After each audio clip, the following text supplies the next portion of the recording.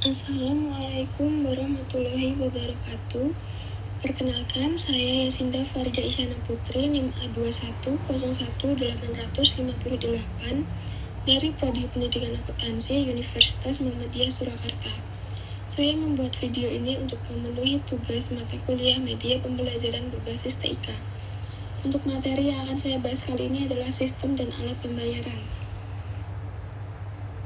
Pembayaran adalah aktivitas pemindahan dana guna memenuhi suatu kewajiban yang timbul dari suatu kegiatan ekonomi.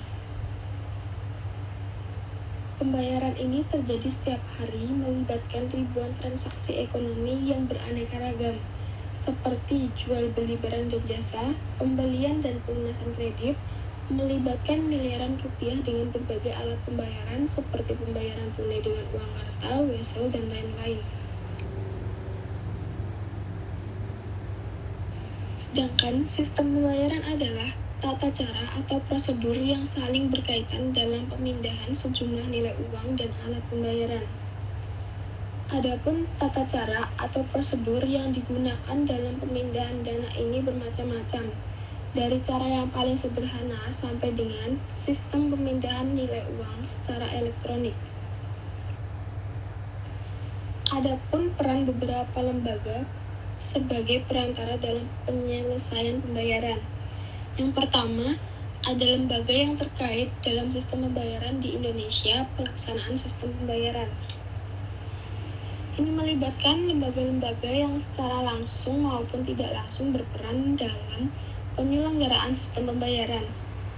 Secara umum, lembaga-lembaga yang terkait dalam sistem pembayaran meliputi antara lain bank sentral, bank, dan lembaga bukan bank, seperti kantor pos, lembaga clearing, pasar modal, lembaga penerbit kartu kredit, lembaga penyedia jasa jaringan komunikasi di bidang sistem pembayaran, dan lembaga terkait sistem pembayaran lainnya.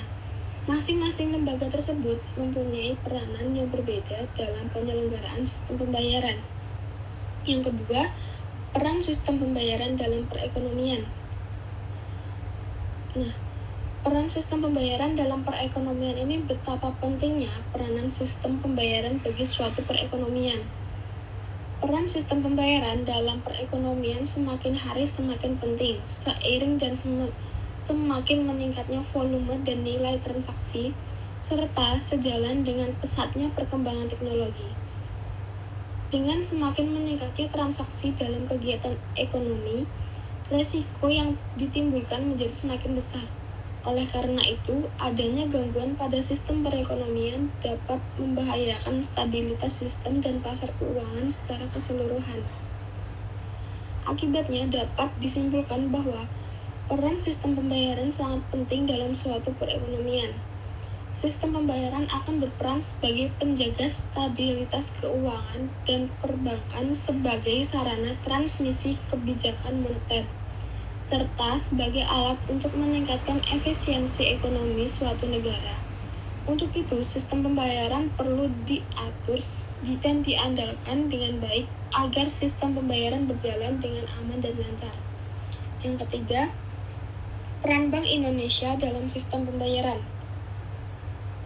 Sesuai dengan Undang-Undang Republik Indonesia Nomor 23 Tahun 1999 tentang Bank Indonesia Bab 3, disebutkan bahwa tujuan dan tugas Bank Indonesia adalah sebagai berikut. Pasal 7, tujuan Bank Indonesia adalah mencapai dan memelihara kestabilan nilai rupiah.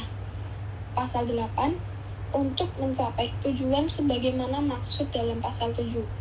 Bank Indonesia mempunyai tugas sebagai berikut. Yang pertama, mendapatkan dan melaksanakan kebijakan moneter. Menetapkan dan melaksanakan kebijakan moneter.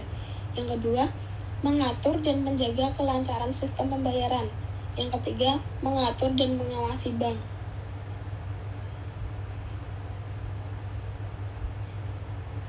Dalam Undang-Undang Nomor 23 Tahun 1999 tentang Bank Indonesia dinyatakan secara tegas bahwa salah satu tugas Bank Indonesia dalam rangka mencapai dan memelihara kestabilan nilai rupiah adalah mengatur dan menjaga kelancaran sistem pembayaran.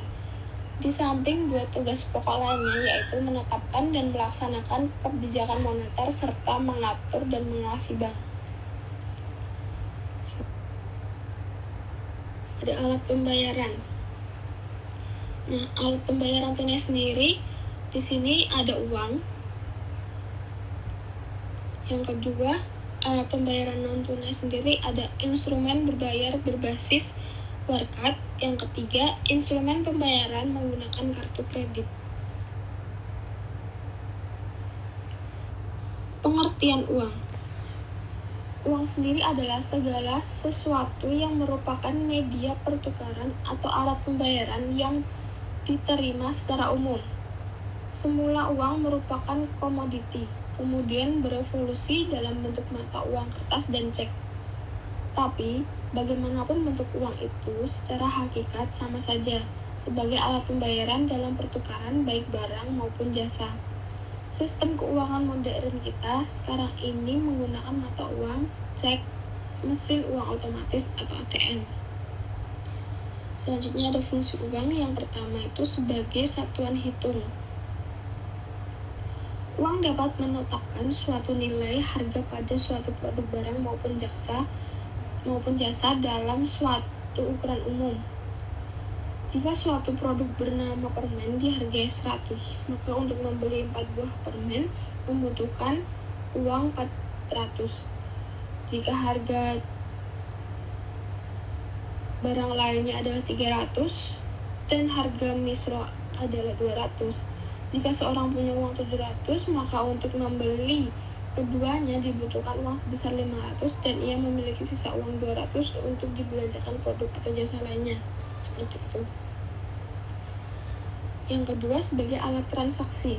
Uang dapat berfungsi sebagai alat tukar untuk mendapatkan suatu produk barang atau jasa dengan catatan harus diterima dengan tulus, ikhlas, dan dijamin oleh pemerintah serta dijaga keamanannya dan tidak ada pemalsuan uang.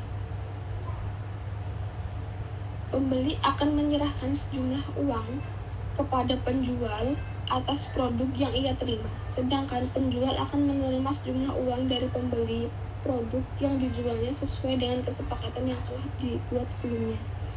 Yang ketiga ada sebagai penyimpan nilai. Jika seseorang memiliki kelebihan uang yang tidak ingin dibelanjakan atau dihabiskan pada saat itu, maka ia dapat menyimpannya di bank. Walaupun orang itu tidak memegang uang, tetapi ia nilai uang tersebut tetap memiliki sampai saatnya ia mengambil untuk dibelanjakan. Yang keempat, standar pembayaran masa depan. Suatu transaksi yang tidak harus dibayar dengan alat pembayaran di saat itu juga, tetapi balas jasa tersebut dapat dibayarkan di masa depan dengan diukur dengan daya beli. Contohnya seperti pegawai yang mendapat gaji sebulan sekali setelah 1 bulan penuh bekerja. Selain itu, seseorang yang meminjam uang harus membayar hutangnya di masa depan. Secara umum yang memiliki fungsi sebagai pemerata untuk pertukaran barang dengan barang, juga untuk menghindari perdagangan cara barter. Pada dasarnya, fungsi uang mencakup 3 fungsi, yaitu alat tukar. Yang pertama itu alat tukar, yang kedua satuan hitung, yang ketiga alat penimbun kekayaan. Selanjutnya ada jenis-jenis uang. Yang pertama ada uang logam, yang kedua uang kartal, yang ketiga uang kiral, dan yang keempat uang kertas.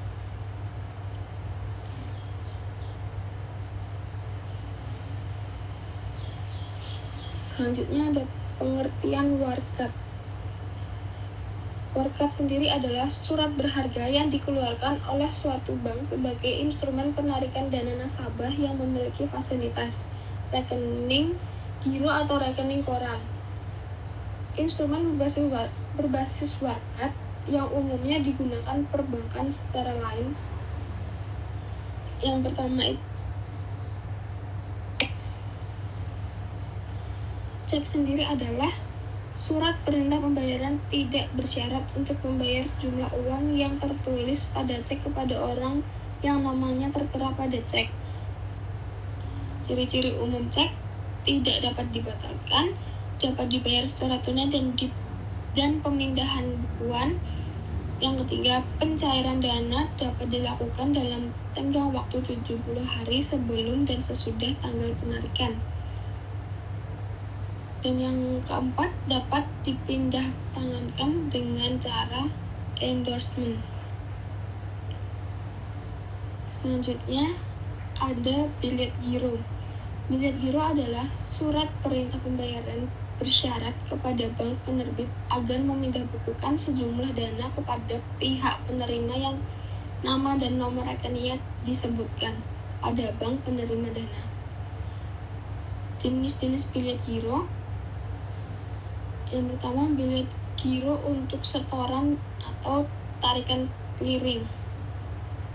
Bilet giro ini mempunyai ciri-ciri bahwa bank penerbit dengan bank penerima dana berbeda, tetapi berbeda dalam satu kota atau suatu wilayah clearing. Kedua, bilet giro untuk inkaso keluar atau inkaso masuk. Pengertian inkaso adalah suatu layanan perbankan dalam jasa penagihan yang dilakukan oleh cabang pembayaran atau cabang bank di mana nasabah mengajukan permohonan inkaso kepada bank yang tertagih melalui cabang bank tertagih. Pembayaran menggunakan kartu. Yang pertama ada kartu kredit. Kartu kredit sendiri dikeluarkan oleh pihak bank dan sejenisnya untuk memungkinkan pembawaan membeli barang-barang yang dibutuhkan secara hutang. Selanjutnya ada kartu ATM atau debit. ATM merupakan alat elektronik yang diberikan oleh bank kepada pemilik rekening yang dapat digunakan untuk bertransaksi secara elektronik, seperti mengecek saldo, mentransfer uang, dan juga mengambil uang dari mesin ATM. Selanjutnya ada kartu prabayar. Kartu prabayar adalah kartu pembayaran memungkinkan Anda untuk melakukan pembelian tanpa uang tunai atau cek. Berikutnya ada kartu isi ulang. Kartu isi ulang adalah jenis kartu prabayar yang paling umum di Indonesia dan memungkinkan Anda untuk menambah dana setelah pembelian awal Anda. Mungkin itu saja yang dapat saya sampaikan, kurang lebihnya saya mohon maaf. Wassalamualaikum warahmatullahi wabarakatuh.